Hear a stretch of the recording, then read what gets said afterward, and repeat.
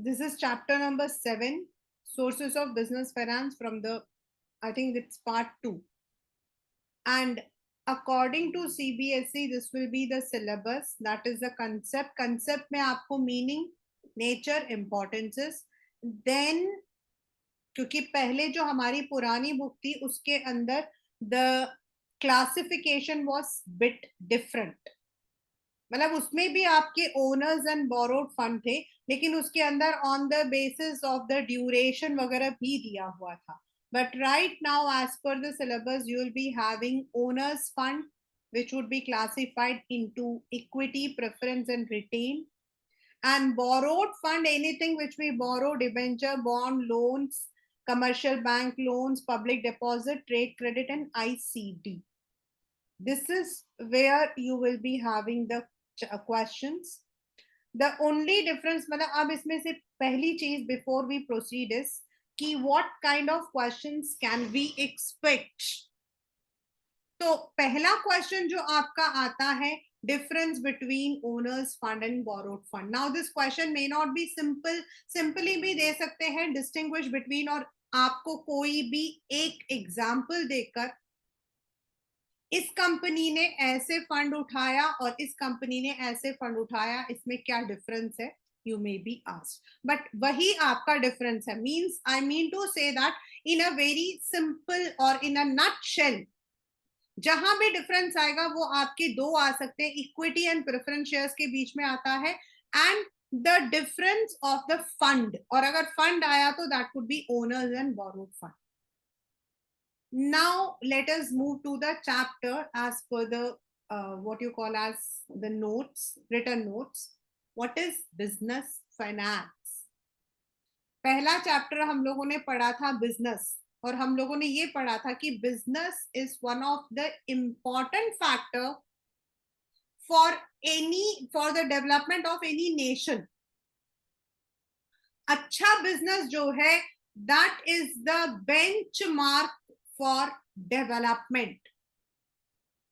Business का एक important aspect है और वो है profit. And of course business के अंदर हम लोगों को जो है we need to go through certain uncertainties और रिस्क. तो ये जो बिजनेस हम वर्ड यूज कर रहे हैं, whether it is E business, whether it is a traditional business, sole proprietorship और अ पार्टनरशिप, हर एक बिजनेस का एक बेसिक प्लेटफॉर्म है और वो है पैसा. Now the money which we earn as revenue is profit, लेकिन जो पैसा हमें लगाना है, the money which we require to set up a business, to carry out the business, is called as business finance. Business finance इसीलिए भी important है class 11, क्योंकि इसका जो एडवांस लेवल है वो आपके 12th स्टैंडर्ड में है.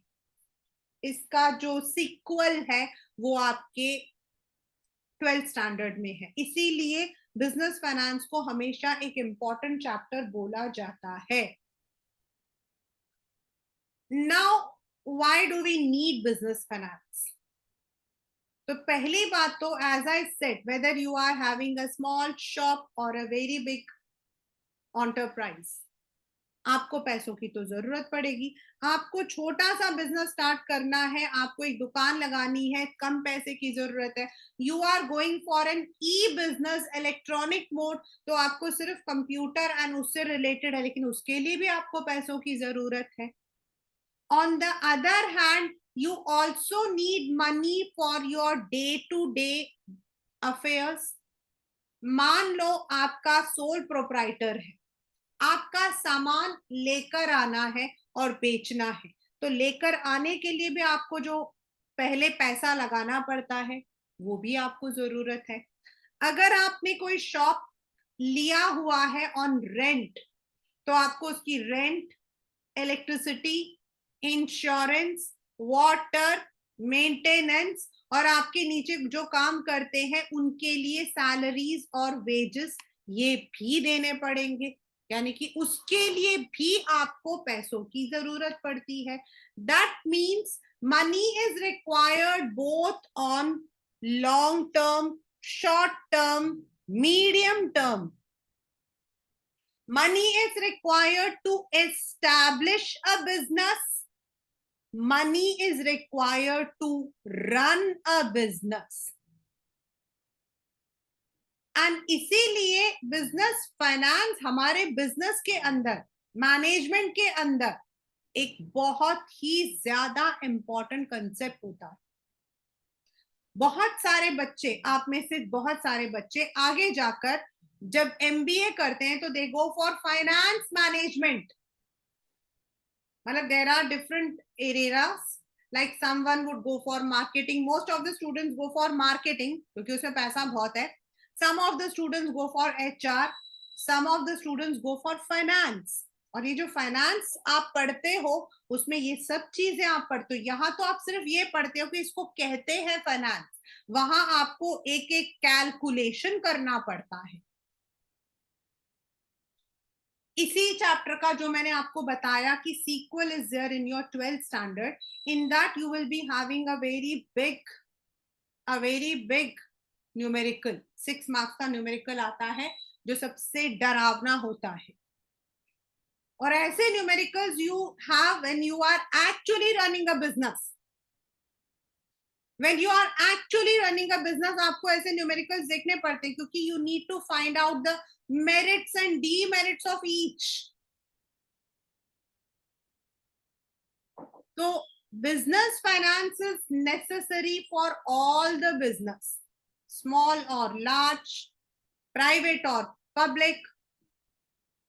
The amount depends on nature and size.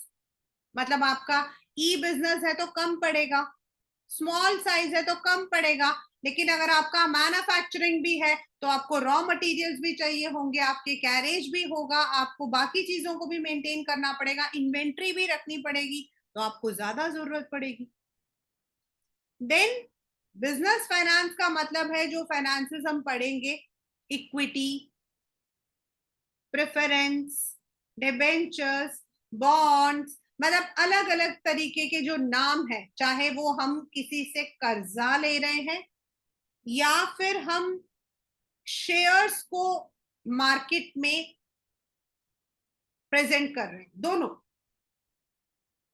When you are floating the shares, equity, preference, then you are taking the loan from the people, public deposits, debentures, bonds, अलग अलग नाम हो जाते हैं.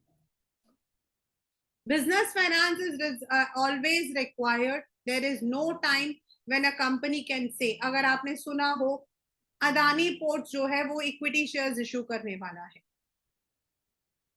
तो इतना बड़ा बिजनेसमैन इक्विटी शेयर्स इशू कर रहा है. रिलायंस के आपके जो है they are going to come up with new IPO.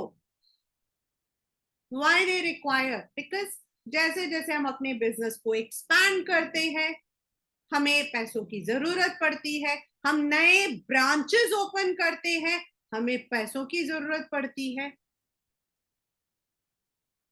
It is a wide area, it goes on fluctuating. And of course किसी भी बिजनेस को अगर आप देखना चाहते हो, if you want to determine the size, it is the finance which will tell you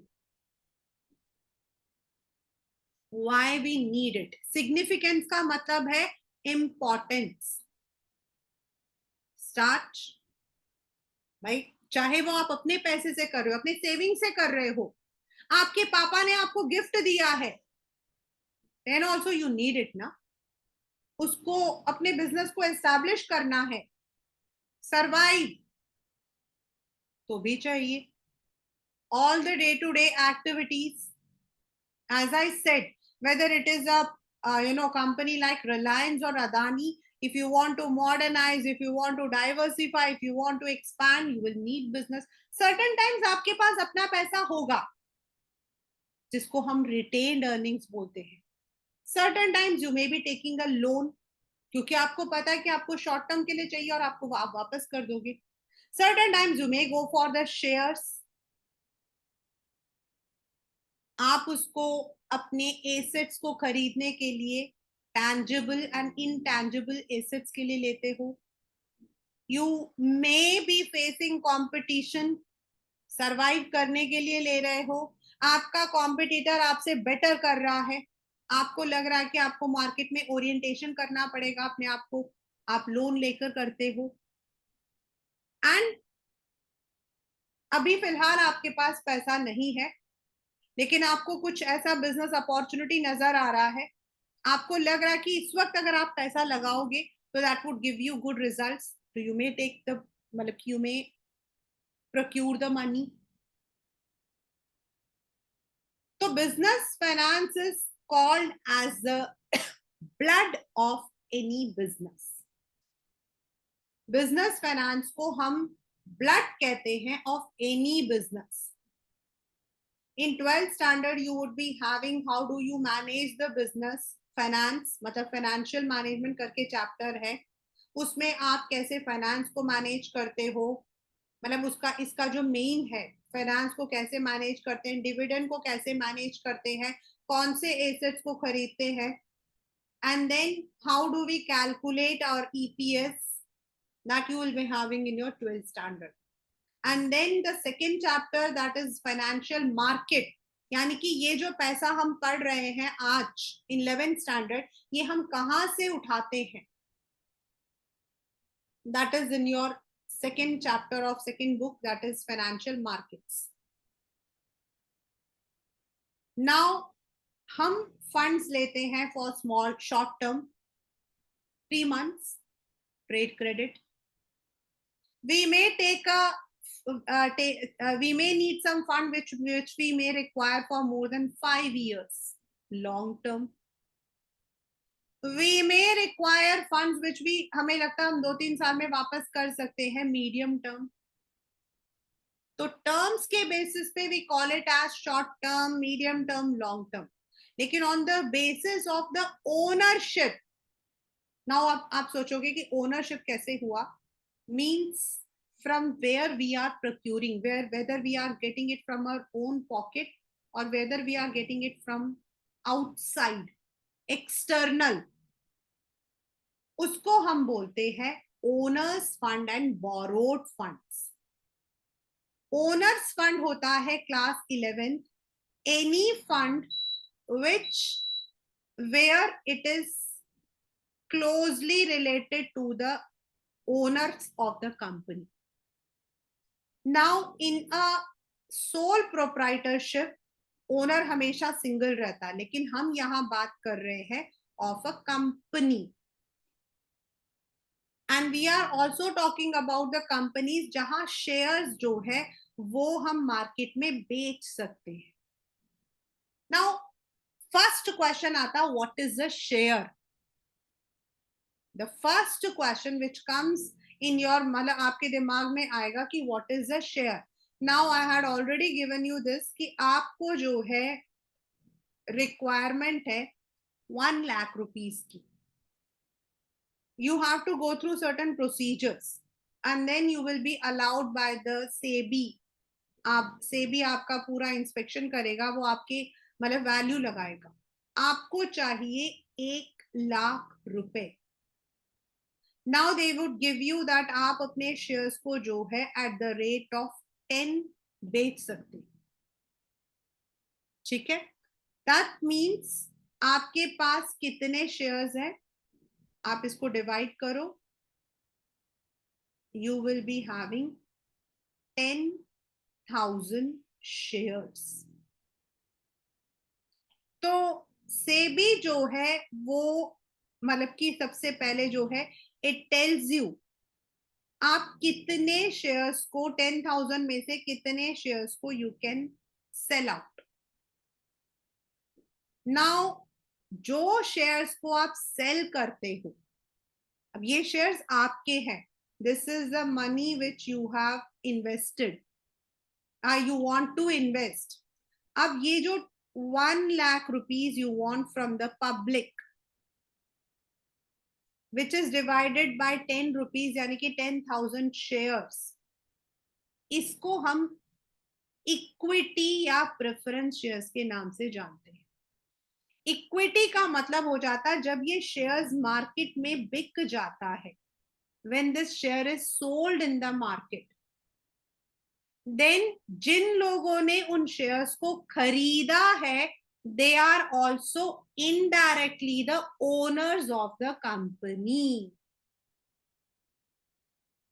अब मैंने बताया 10,000 शेयर्स, अब 10,000 शेयर्स एक ही इंसान तो नहीं खरीदेगा। मैं यहाँ तो I have given you a very weird example of 1 lakh rupees. It is always 1 crore, 10 crores. एक इंसान तो नहीं खरीद रहा है.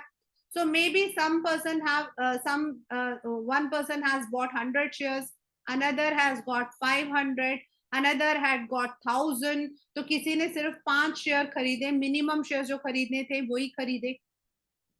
तो चाहे आपने 100 खरीदा हो या 5, जितने प्रोपोर्शन का आपका शेयर है, you are the owner of that company.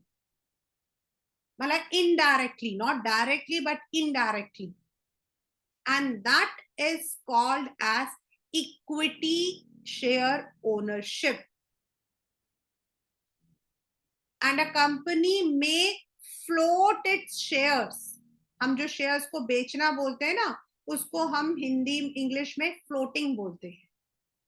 तो इक्विटी शेयर्स होता है when the company requires money on a long term, उसको एक नया ब्रांच स्टार्ट करना है, एक नया प्रोडक्ट लॉन्च कर रहा है कंपनी, कंपनी ओवरसीज जाने वाला है यानी कि ग्लोबल जाने वाला है, it requires money to expand, and then the company decides, मतलब it decides on various factors कि वो कर्जा ले या फिर it should go for floating the shares, जो शेयर्स हैं उनको मार्केट में उतारें।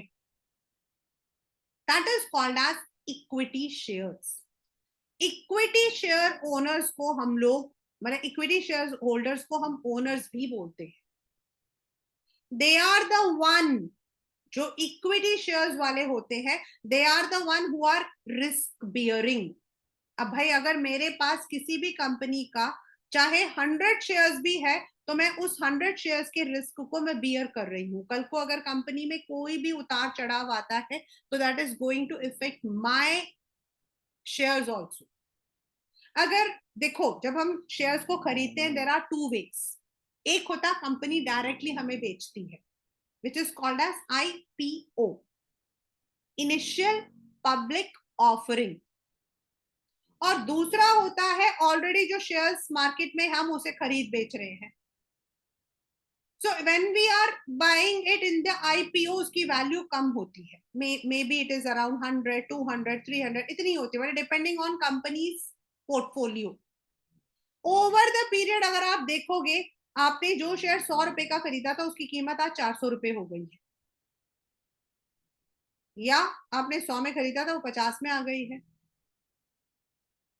That is there is no maturity. Equity shares एक बार आपने खरीद लिया, उसके बाद you can only sell it out. It is आपका जो रिटर्न है, यानी कि जो आपको उस पर प्रॉफिट भी मिलेगा, you will be getting the dividend also, and you will B also getting the return, क्योंकि आपकी शेयर की वैल्यू, अगर कंपनी अच्छी चल रही है तो शेयर की वैल्यू बढ़ जाती है।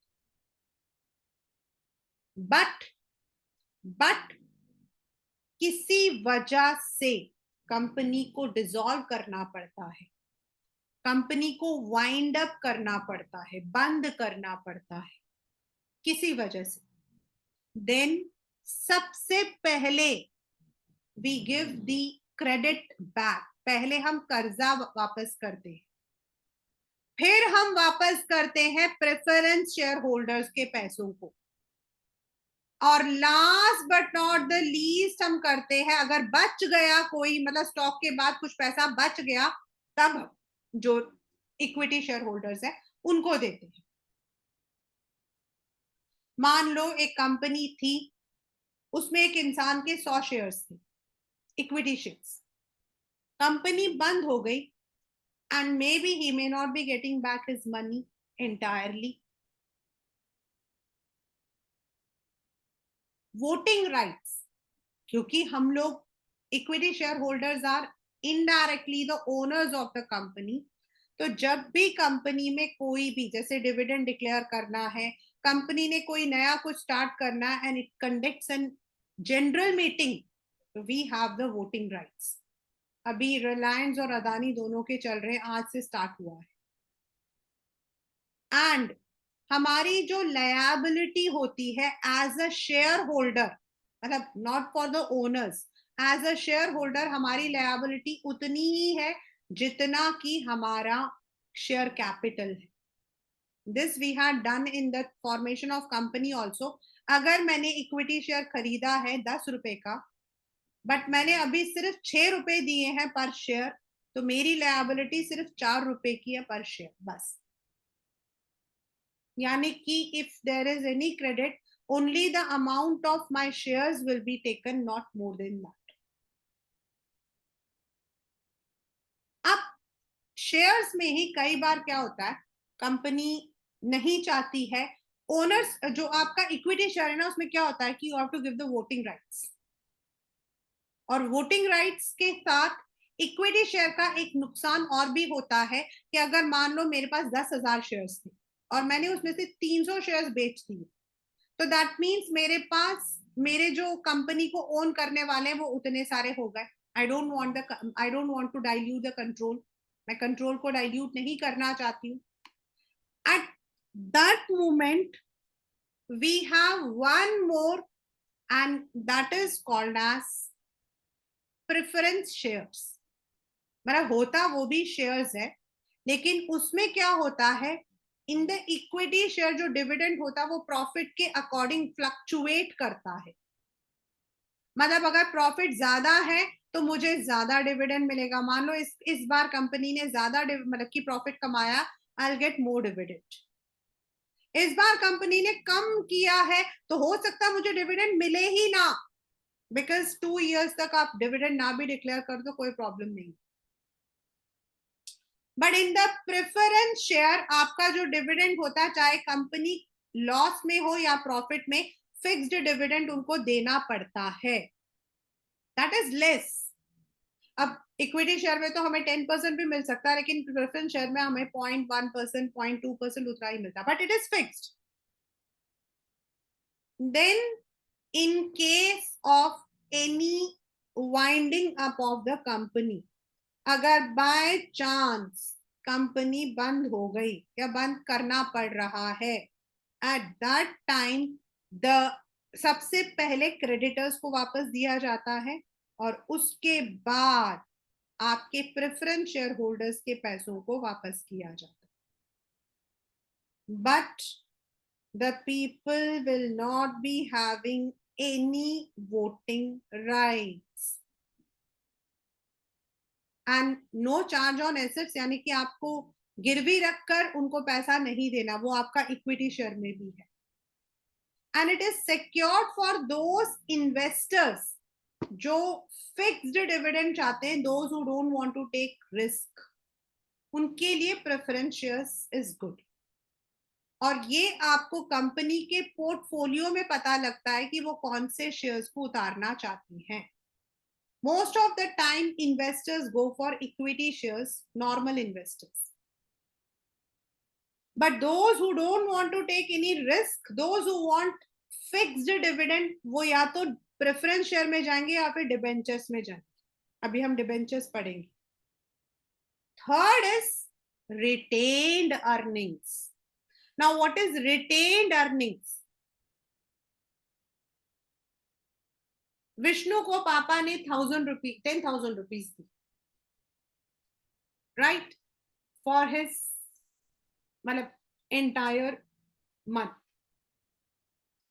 अब Vishnu is very intelligent. Vishnu ने क्या किया, he made a budget of his expenses and he found कि he can save around 3,000 rupees easily. तो विष्णु क्या करता है, उस 3,000 रुपए को रिटेन कर लेता, he doesn't give it to anyone as dividend, या तो वो उसको अलग रख लेगा या फिर वो उसको कहीं और इन्वेस्ट कर देगा. This is also called as flowing back of profits. याद रखना, आपका जो प्रॉफिट आया है आप उसको दोबारा से फ्लो कर रहे हो, यानी कि आप दोबारा से उसको लगा रहे हो. That's retained earnings. Some of the people, what do they do is, in the companies, they have a, उनको profit मिल रहा है, maybe they are getting a profit of say 1%.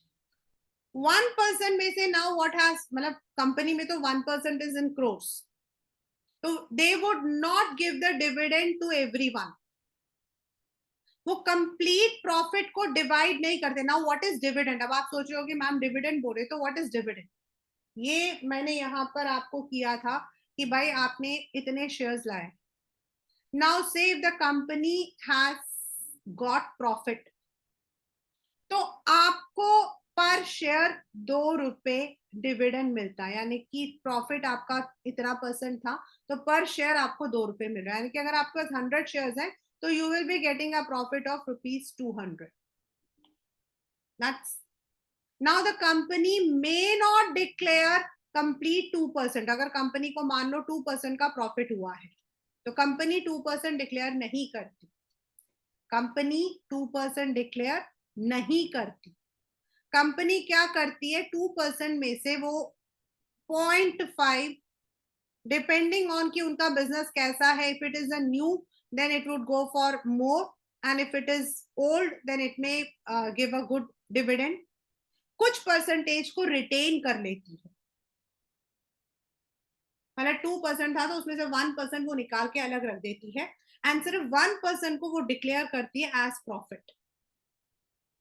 वो जो 1% उसने साइड में रखा है ना, उसको हम बोलते हैं रिटेन्ड अर्निंग्स. अर्निंग्स को रिटेन कर लेना. और एक अच्छा बिजनेस तभी होता है if you are having the retained earnings, क्योंकि बच्चा इक्विटी शेयर्स में आपका जो कंट्रोल है वो डाइल्यूट हो जाता है, एंड बोरोड फंड में आपको रीपे करना पड़ता है प्रिंसिपल अमाउंट को. लेकिन रिटेन्ड अर्निंग हमारी खुद की होती है, तो हम उसको यूज कर सकते हैं when there is some emergency, when you want to expand. और कंपनी उस 1% को कहीं ना कहीं जो है इट फ्लो बैक्स, मतलब कहीं ना कहीं वो इन्वेस्ट करती है और उससे वो उस पैसों को जो है यूज करती है. That is retained earnings. यानी कि जो प्रॉफिट आया उसका एक पोर्शन अलग कर देना. It is economical. क्यों? क्योंकि जब आप इक्विटी शेयर्स को रेस करते हो, आपको काफी खर्चे करने पड़ते हैं. You have to go for floating of the prospectus. When you are going for borrowed fund, there might be a number of procedures, and debenture and bond सभी companies issue नहीं कर सकते हैं. There is no dilution of control. मतलब equity share में तो जितने shares गए उतने आपके शेयर होल्डर्स भी आ गए. Retained earning can be used for medium as well as long term. आपकी शेयर वैल्यू को, क्योंकि अगर कंपनी कर्जा नहीं ले रही है तो शेयर की वैल्यू बढ़ती है, क्योंकि ज्यादा कर्जा होगा तो कंपनी, अब आप सोचो कि आपके पास 10 रुपए है, ठीक है, आपने कर्जा लिया हुआ है, आपको 2 रुपए इंटरेस्ट में देने हैं, 2 रुपए आपको कर्जे का वापस भी करना है, आपको अपने डे टू डे खर्चा के लिए भी 2 रुपए निकालने हैं, तो आपके पास कितना पैसा बचेगा.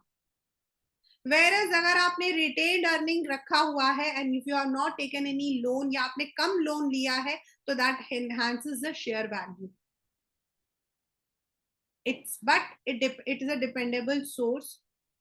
Not every company can go for retained earnings, and also कई बार रिटेन्ड अर्निंग्स की वजह से इक्विटी शेयर होल्डर्स जो है वो दुखी हो जाते हैं, क्योंकि उनको लगता है कि कंपनी ने कंप्लीट डिविडेंड डिक्लेयर नहीं किया. But if the company wants, it can also convert it into shares if it wants. We'll be reading it thoroughly when we are going with the NCERT, and you'll understand. Now ये जो तीन हमने पढ़ा class 11, equity shares, यानी कि shares को आपका जो कैपिटल था उसको डाइल्यूट करना into share capital and asking the public to invest in your company, वो है शेयर्स। जो आपका प्रॉफिट था उसका 1% अलग रखना for any future needs and उस पैसों को कहीं और इन्वेस्ट करके उससे यूज करना इज रिटेन्ड अर्निंग। ये दोनों ये तीनों आपके अपने पैसे हैं, यानी कि जो शेयर होल्डर्स हैं they are the owners. Whereas कभी कभी the companies have to raise the money even through the loans or credit, चाहे वो शॉर्ट टर्म हो या मीडियम टर्म हो, उन्हें लेना पड़ता है। And even at some point even for the long term they have to take, और उनको हम बोलते हैं एक्सटर्नल फंड या बोरोड फंड्स, यानी कि जो हमने दूसरों से लिया है। तो बच्चा, बोरोड फंड का एक सिंपल फीचर है कि आपको वापस तो करना ही पड़ेगा, you need to return it back. Now when it comes to the borrowed funds, we have debentures, loan from financial institutions, commercial banks, then intercorporate deposits and public deposits. So what is debenture या bond? Debenture and bonds जो है वो credit वर्दी companies, यानी कि जो बड़ी बड़ी कंपनीज होती हैं जिनका मार्केट स्टैंड बहुत अच्छा होता है, उन्हीं को सेबी अलाउ करता है to issue bonds and debentures. There are so many, अगर आप किसी, if you are following any, अगर आप कोई मतलब कि वो फॉलो करते हो लाइक, उसमें आप देखोगे there are companies like Muthoot, Shriram Finance, वो भी बॉन्ड्स इश्यू करते हैं, but people would like to invest in the companies which are having a strong threshold. Bonds की सबसे बड़ी की मतलब कि क्या होता है कि वो सिक्योर्ड है, क्योंकि वो लोन है और लोन तो वापस करना ही पड़ता है। सेकेंडली, जो लोन आप लेते हो लोगों से एज बॉन्ड, बॉन्ड का मतलब क्या है, आप एक पेपर में लिख कर दे रहे हो कि दिस इज टू सर्टिफाई कि मैंने इस इंसान से इतना पैसा फॉर इतना टाइम एज अ लोन लिया है। That can be called as debentures और bond, and you need to return it back also after the given time. Normally it is 3 years, मतलब it starts from 1 day, 10 day, 15 days, 21 days, 6 months, 1 year, 2 year, और उसके साथ उनको interest भी देना पड़ता है, और इंटरेस्ट रेट हमेशा डिबेंचर्स या बॉन्ड में ज्यादा होता है as compare to any other loan.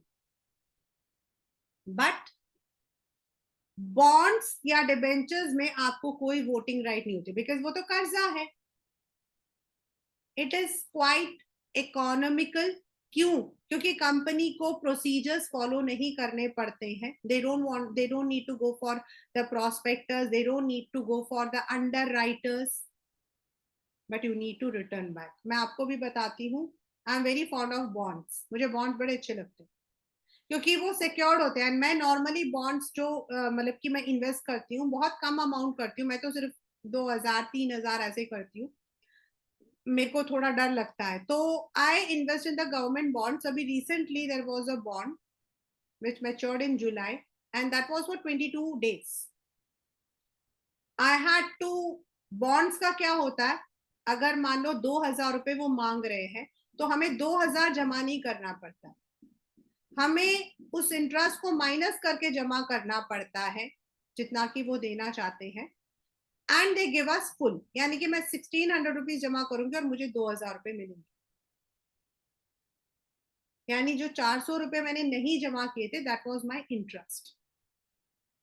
तो अभी मैंने recently I done for 2 companies. उसमें सबसे बड़ा ये होता है कि मैंने शॉर्ट टर्म किया 3 मंथ्स, तो ज्यादा से ज्यादा 3 मंथ्स, उसके ज्यादा तो नहीं करते। तो first of all my money is secured and interest हमारा पीरियोडिकल मिल जाता है। एंड फॉर द कंपनीज या for the government it is a source, क्योंकि गवर्नमेंट कई उसका नाम क्या है, in twelfth standard you will be studying, there are so many ways through which government also takes short term money, उनमें से bonds भी एक होता है. Second is loans from financial institutions.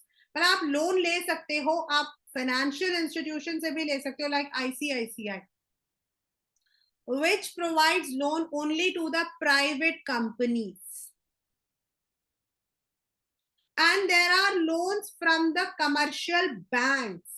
Banks आपका थोड़ा सा अलग, और कमर्शियल आपके जो फाइनेंशियल इंस्टीट्यूशंस होते हैं वो अलग. लोन जब आप लेते हो तो आपके जो वर्किंग कैपिटल रिक्वायरमेंट होते हैं नॉर्मली उसके लिए लिया जाता है. And when you are taking the loan, definitely आपको लोन भी भाई तभी कोई देगा जब आपकी कंपनी वापस करने की क्षमता रखती है, when it is having the capability of returning back, तो that's a goodwill. Secondly, you can easily repay, maybe you are paying in installments, and when you are not able to, when you are not able to float the market, market अभी tight चल रहा है, आपको पता है कि आपके shares को कोई खरीदेगा ही नहीं, उस वक्त आप लोन लेकर भी अपना काम करवा सकते हो. When it comes to the commercial, तो कमर्शियल बैंक से तो हर एक को मिलता है, इंस्टीट्यूट से जो आपके होते हैं ओनली द, मतलब when there is certain need तभी आपको मिलता है, लाइक स्टेट फाइनेंस है आपके, आईसीआईसीआई है, you will be reading this in the later stages. Whereas commercial banks, आपके जितने भी banks है, you get it, but it is not for long term, max to max 3 months. The interest rate depends on various factors. Company किस purpose के लिए ले रही है, कितना कोलेट्रल रख रही है, बट ये है कि when it is equity shares, you have to publish the results in the paper. इसमें आपको वो जरूरत नहीं है. And small business के लिए it is easy because the formalities are bit less. So these are the loans. Next is आपका very, मतलब कि वो पब्लिक डिपॉजिट्स.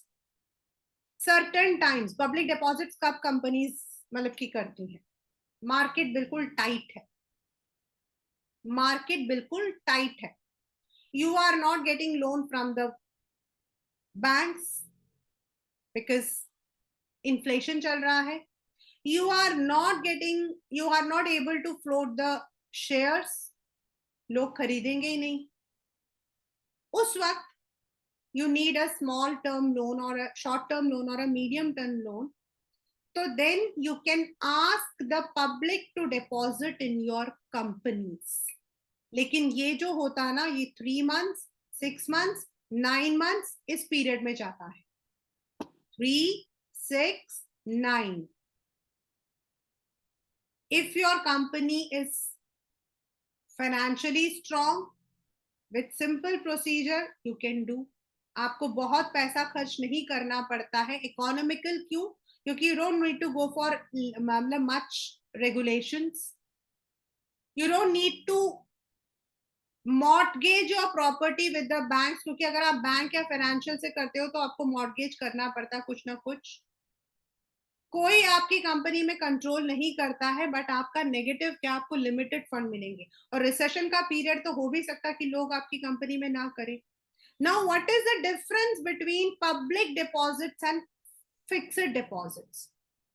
फिक्स्ड डिपॉजिट्स आपके बैंक्स में होते हैं या फिर even in the financial institution. Public deposits are similar to them, लेकिन पब्लिक डिपॉजिट्स में हम कंपनी में डिपॉजिट करते हैं फॉर अ लिमिटेड पीरियड. अगर इन्वेस्टर्स को लगता है तो वो जो है दे कैन मतलब कि इन्वेस्ट, और कंपनी अगर उनको लगती है कि it is strong enough, then only they can deposit. But you can not take large money, 25,000, 50,000, यही आपका होता है. And it is also only for the period of 3, 6, 9 months. बहुत लंबा नहीं जा सकते. अब पब्लिक डिपॉजिट था, जो हम पब्लिक से बोलते हैं हमारे कंपनी में 3 महीने के लिए, 6 महीने के लिए या 9 महीने के लिए आप पैसा डिपॉजिट करो, we will give you this amount और आपको इतना परसेंटेज होगा. नॉर्मली जो पब्लिक डिपॉजिट में हम रेट ऑफ इंटरेस्ट देते हैं वो ज्यादा होता है. वेरस इंटर कॉर्पोरेट डिपॉजिट्स होते हैं जब एक कंपनी दूसरी कंपनी को कर रही है. इसमें क्या होता है कि हम कंपनीज में सर्कुलेट कर देते हैं. इट इज सीक्रेट, मतलब ज्यादा आपको पब्लिक को इन्वॉल्व नहीं करते हैं, बैंक्स को इन्वॉल्व नहीं करते हैं, किसी को इन्वॉल्व नहीं करते हैं. हम अपने कॉर्पोरेट वर्ल्ड में बता देते हैं and we pay the interest and it may be use for the working capital requirement. Again आपका जो इंटर कॉर्पोरेट डिपॉजिट्स होता है, they are not large, they are only for 3 months या 6 months. 3 months या 6 months, that is the main, मतलब बहुत लंबा नहीं होता है. Next, last but not the least is trade credit. ये आपके हर एक को यूज होता है, चाहे आपका सोल प्रोप्राइटर हो, पार्टनरशिप हो, जहां पर भी लेन देन है वहां ट्रेड क्रेडिट है. आपका जो घर के पास में स्टेशनरी शॉप होगा ना, वो भी ट्रेड क्रेडिट यूज करेगा. ट्रेड क्रेडिट क्या होता है बच्चे? मुझे सामान खरीदना है, मुझे अपने शॉप में रखना है. Now I may not be having the money, तो मैं अपने सप्लायर को कहती हूं कि आप जो हो मुझे इतना सामान दे दो. when the sales are done, then I will pay you the money. कभी कभी क्या होता है, जो सप्लायर होता है वो मुझसे एक्स्ट्रा चार्ज लेगा. बट जब आपके दिवाली या फिर ऐसे फेस्टिवल टाइम होता ना, उसमें मेरी इन्वेंट्री बढ़ा सकती हूँ. Now I may not be able to buy thousands of things, लेकिन अगर मुझे ट्रेड क्रेडिट मिल रहा है तो then I can use that credit to promote the sales. मैं ज्यादा सामान रख सकती हूँ. If it is sold, then I can repay the person. So it is one of the most common credit used by all the business. चाहे वो छोटे से चाय की टपरी वाला भी होगा ना, जो उसको आकर दूध वगैरह देता होगा, वहां पर भी ट्रेड क्रेडिट होता है.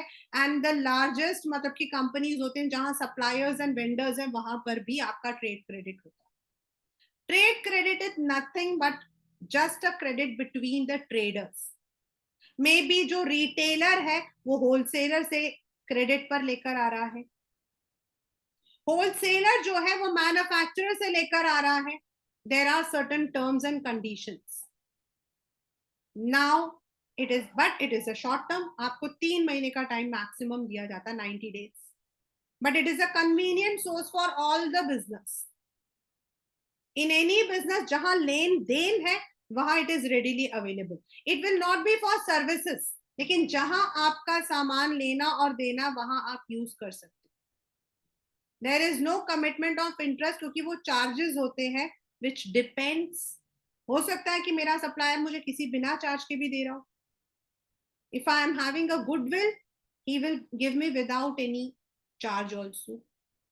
In the time of any festival, it promotes the sales, क्योंकि मैं ज्यादा इन्वेंट्री रख सकती हूँ. आई डोंट नीड टू पे एनी सिक्योरिटी, क्योंकि मुझे पेमेंट नहीं मिल रही है, मुझे सिर्फ ट्रेड क्रेडिट मिल रहा है. सामान के बदले में पैसा नहीं दूंगी. तो it helps in raising the inventory. And trade credit is one of the most common credit which is available for all kinds of business, whether it is a small time shop or a large. So that is what we call as class 11th as sources of business finance. We would be reading the same chapter along with our NCERT.